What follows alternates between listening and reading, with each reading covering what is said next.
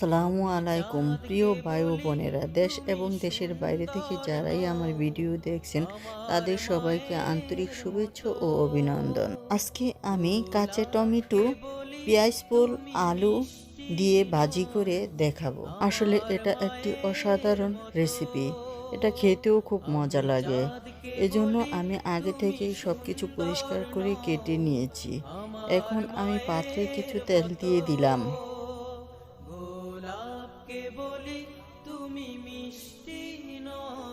এখানে আলু, পেঁয়াজ ফুল এবং কাঁচামরিচ দিয়ে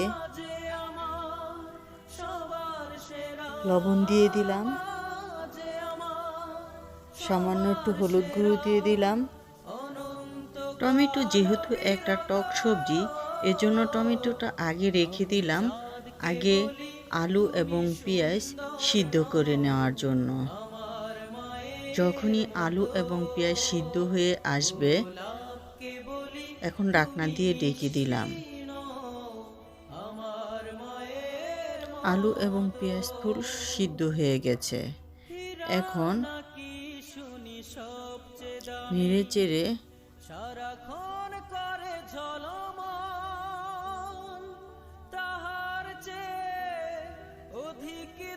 কাঁচা টমেটোগুলো দিয়ে দিব।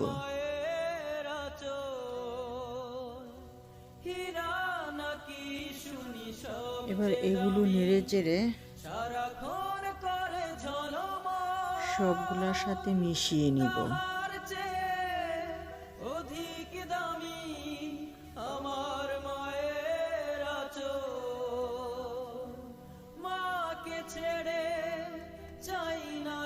এখন ঢাকনা দিয়ে ঢেকে দিব টমেটো সিদ্ধ করার জন্য।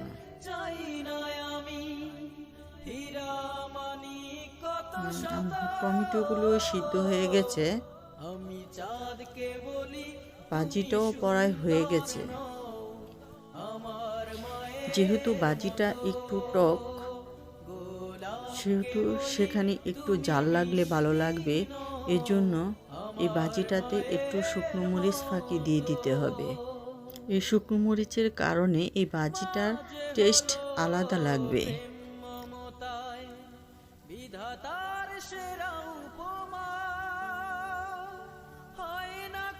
আমি আগে থেকেই ধনিয়া পাতা ধুয়ে কেটে রেখেছিলাম, এখন সেগুলো দিয়ে দিব।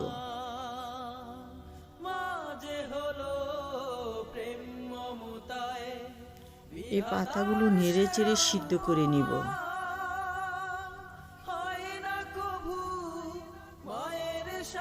বন্ধুরা, আমার মতো এই ভাজিগুলো তোমরাও করে দেখো, অনেক মজা লাগবে খেতে। আমার এই চ্যানেলটা কারো যদি ভালো লেগে থাকে তাহলে লাইক, শেয়ার, কমেন্টস এবং সাবস্ক্রাইব করে পাশে থাকবেন এবং নতুন নতুন ভিডিও তৈরি করার অনুপ্রেরণা দিবেন। আপনাদের অনুপ্রেরণা আমাকে নতুন নতুন রেসিপি তৈরি করতে উৎসাহ যোগায়।